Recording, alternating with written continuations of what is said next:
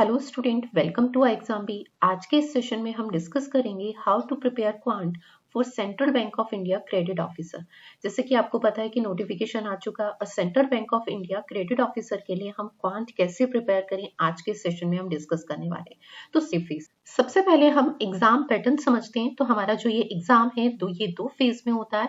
आपके पास objective and descriptive. Objective में अगर हम बात करते हैं तो देखिए हमारे पास यहाँ पर जो फर्स्ट सेक्शन है वो इंग्लिश लैंग्वेज, और इंग्लिश लैंग्वेज के कितने क्वेश्चन है 30 क्वेश्चन 30 मार्क्स के हैं, और जिसके लिए हमारे पास टाइम ड्यूरेशन कितनी है, तो time duration is 25 minute. Second section is quant. Quant के आपके पास 30 क्वेश्चंस 30 मार्क्स के हैं and time duration is 25 minute. Third section is reasoning. Reasoning में 30 क्वेश्चंस 30 मार्क्स की और time duration is 25 minute. And fourth section is general awareness related to banking industry. ठीक है, आपके पास 30 क्वेश्चंस 30 मार्क्स की और आपके पास टाइम ड्यूरेशन इज 15 मिनट। तो ये हमारे पास सेक्शनल टाइम भी डिफाइन की गई है एंड सेक्शनल वाइज अगर नंबर ऑफ क्वेश्चंस के वेटेज की बात करें एंड मार्क्स, ये भी आपका ऑब्जेक्टिव में रहने वाला है। ठीक है, यानी फेज 1 का अगर हम एग्जाम पैटर्न समझें जो हमारा ऑब्जेक्टिव है, तो इसमें हमारे पास टोटल नंबर ऑफ क्वेश्चन 120 है, 120 मार्क्स के हैं। ठीक है, और जिसके लिए हमारे पास यहाँ पर सेक्शनल टाइमिंग अवेलेबल है। ठीक है, अगर हम बात करें तो आपके पास टोटल टाइम ड्यूरेशन अगर हम देखते हैं 25 is 75 plus 15 is 90 minute. 90 minute is 1 hour 30 minutes. ठीक है, यानी 1 आवर हाफ एन आवर मतलब 1.5 आवर्स आपको इसकी टोटल टाइम ड्यूरेशन मिलेगी। एंड सेकेंड इज इसमें डिस्क्रिप्टिव टेस्ट होगा। ठीक है, जो 30 मिनट्स का रहने वाला है और 30 मार्क्स का रहने वाला है। ठीक है, तो ये हमारा क्या है, एग्जाम पैटर्न है। अब हम इसमें क्वांट के वेटेज की बात करते हैं। तो क्वांट का हमारे पास जो वेटेज है 120 में से 30 क्वेश्चंस 30 मार्क्स। अगर 120 में से मैं इसका कंपैरिजन करूं तो ये 1/4 इज 25% का वेटेज हमारा क्वांट सेक्शन रखता है आपके ऑब्जेक्टिव एग्जाम्स में। ठीक है, तो यानी क्वांट की एक अपनी इंपॉर्टेंस है। तो हम यहाँ पर डिस्कस करेंगे कि हम क्वांट इस एग्जाम के लिए कैसे प्रिपेयर करें। तो यहाँ पे वेटेज हमें क्लियर हो गया है। तो अब हम देखते हैं कि हमारा क्वांट सेक्शन का सिलेबस क्या है इस एग्जाम के लिए। तो देखिए हमारे पास यहाँ पर आई एग्जाम भी आपके लिए लेके आया है प्रिपरेशन वीक, जिसमें आप फ्लैट 50% ऑफ के थ्रू कोई भी कोर्स परचेज करना चाहें तो कोई भी कोर्स परचेज कर सकते हैं, जिसमें आप एक कोड यूज कर सकते हैं प्रिपरेशन टाइम।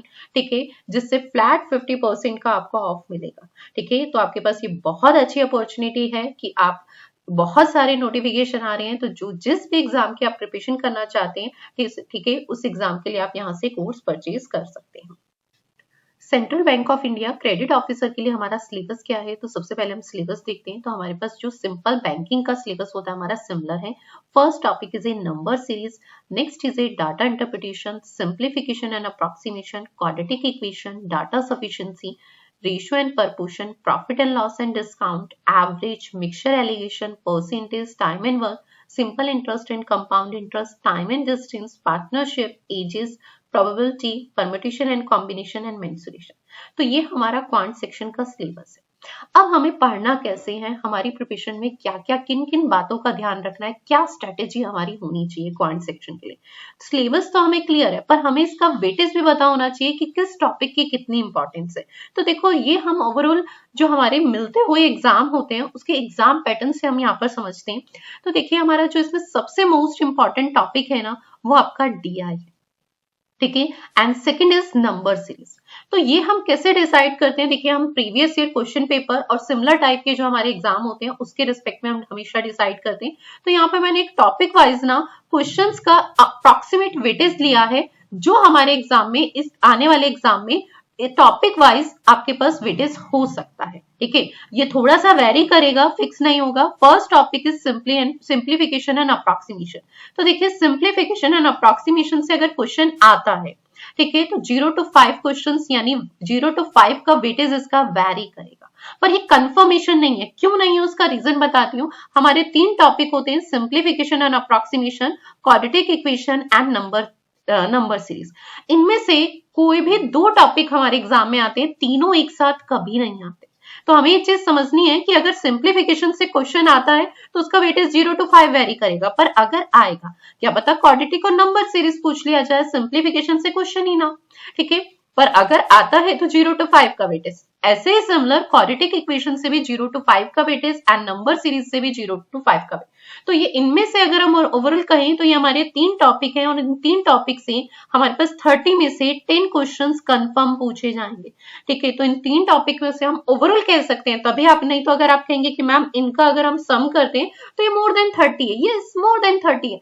मैंने यहाँ पे आपके पास ये एक हम अप्रोक्सीमेशन कि हाँ इन 3 टॉपिक्स में अगर इसमें से वेटेज आएगा तो वो 0 to 5 वेरी करेगा, इसमें से वेटेज आएगा तो 0। पर मैंने क्या कहा कि यहाँ पे 3 में से कोई 2 टॉपिक आएंगे और 2 टॉपिक आएंगे तो वो 10 क्वेश्चन का वेरी करेगा वेटेज, यानी इन 3 टॉपिक से ओवरऑल मिला के हमारे पास 10 क्वेश्चन आएंगे। तो हमें ये चीज क्लियर होनी चाहिए, और एनी कोई 2 टॉपिक आपके पास आएंगे। ठीक है, 2 टॉपिक पे बेस्ड क्वेश्चन मिलेंगे, तीनों पे एक साथ नहीं मिलेंगे। Next is a data interpretation. Data interpretation and caselet DI भी एक ऐसे टॉपिक है, इनसे भी अगर हम बात करते हैं, अगर डीआई के एक डीआई आती है तो एक केसलेट डीआई आएगी, और अगर आपके पास केसलेट नहीं आती तो दोनों की दोनों डीआई होगी। इसीलिए मैंने इस वेटेज को 5 to 10 लिखा एंड इसे 0 to 5। हम कंफर्म नहीं कह सकते कि केसलेट डीआई आपके एग्जाम में कंफर्म आएगी या नहीं आएगी। ठीक है, अगर दोनों डीआई आती है तो ये वेटेज 10 का हो जाएगा, और अगर डीआई नहीं आती है तो फिर आपके पास, मतलब 2 डीआई नहीं आती है तो एक डीआई आएगी 5 क्वेश्चंस की, और 5 क्वेश्चन की एक केसलेट आएगी। ठीक है, तो ये वेटेज उसके अकॉर्डिंग वेरी करेगा। Next is a data sufficiency and quantity comparison. इससे आपके पास 0 to 5। अब इसमें आपके पास क्या पता 2 क्वेश्चन डाटा सफिशिएंसी से पूछ ले जाएं, 2-3 क्वेश्चन आपके क्वांटिटी कंपैरिजन से। तो ये डिपेंड कर सकता है, क्या पता 5 के 5 क्वेश्चन एक ही उससे पूछ ले जाए, या तो डाटा सफिशिएंसी से या क्वांटिटी कंपैरिजन से। And next is a arithmetic. Arithmetic अगर रोल देखें तो उसका वेटेज 10 होता है, क्योंकि क्वांटिटी कंपैरिजन और डाटा सफिशिएंसी में जो क्वेश्चन पूछे जाएंगे वो आपके पास अर्थमेटिक टॉपिक पे बेस्ड ही होते हैं। बस ये एक फॉर्मेट है क्वेश्चन को पूछने का। तो अगर ओवरऑल हम अर्थमेटिक के टॉपिक का वेटेज कहें तो यहाँ पे 10 वेटेज आता है, जिसमें से 5 क्वेश्चंस इस फॉर्म में आ रहे हैं और 5 क्वेश्चंस प्रॉपर अर्थमेटिक के क्वेश्चंस हम कह रहे हैं। ठीक है, तो ये चीज भी हमें समझनी है कि अर्थमेटिक का एक्चुअल वेटेज अगर हम कहें तो वो 10 क्वेश्चन का, एक्चुअल वेटेज अगर हम कहें ना तो वो 10 क्वेश्चन का है, जिसमें से 5 क्वेश्चन इस फॉर्म में आ रहे हैं, इन दोनों फॉर्म में। ठीक है, तो ये बात क्लियर होती है। ठीक है, तो ये हमारे एक्सपेक्टेशन है कि इस तरीके से आपके पास एग्जाम में क्वेश्चन आने वाले हैं, जो 30 क्वेश्चंस का वेटेज रहेगा वो इस तरीके से डिवाइड होगा। अब हमारे को एग्जाम में ये समझना है कि हमारी क्या स्ट्रेटेजी होनी थी।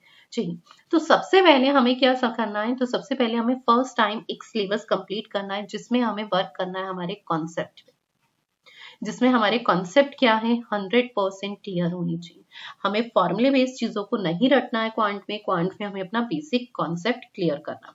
सेकंड, हमें क्या करना है, सिलेबस को अगर आप रिवाइज करी तो बहुत अच्छा, रिवाइज करते वक्त हमें वर्क करना है अपनी स्पीड पे। तब हमें क्वेश्चन को प्रैक्टिस जब करनी है ना तो विद टाइमर करना। एंड थर्ड स्टेप हमारी जर्नी का क्या होगा, मॉक टेस्ट। मॉक टेस्ट हमारे एग्जाम को क्लियर करने में ना बहुत इंपॉर्टेंट रोल प्ले करता है।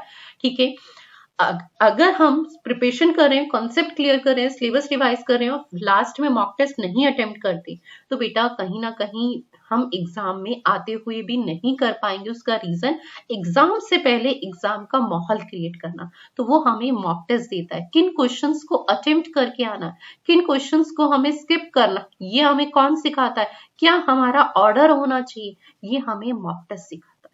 ठीक है, तो ये हमारी इस जर्नी का सबसे इंपॉर्टेंट रोल प्ले करता है। ठीक है, सबसे इंपॉर्टेंट स्टेप है जिसे हम मिस कर देते हैं। और आई एग्जाम पे देखिए आपके लिए लेके आया 99 रुपीज भी मॉक टेस्ट की एक स्पेशल बी किट। ठीक है, जिसमें आपको क्या है 40+ मॉक टेस्ट मिलेंगे एंड चैप्टर टेस्ट एंड आपके पास सेक्शनल टेस्ट। ठीक है, ओनली 99 रुपीज में।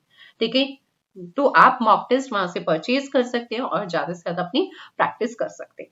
तो आपको इन बातों का ध्यान रखना है, ऐसे एक स्ट्रेटेजी बना के प्रिपरेशन स्टार्ट करनी है। ठीक है, तो आप अपने एग्जाम के लिए ऐसे स्ट्रेटेजी बना के प्रिपरेशन स्टार्ट कर सकते हैं। चलिए, थैंक यू सो मच।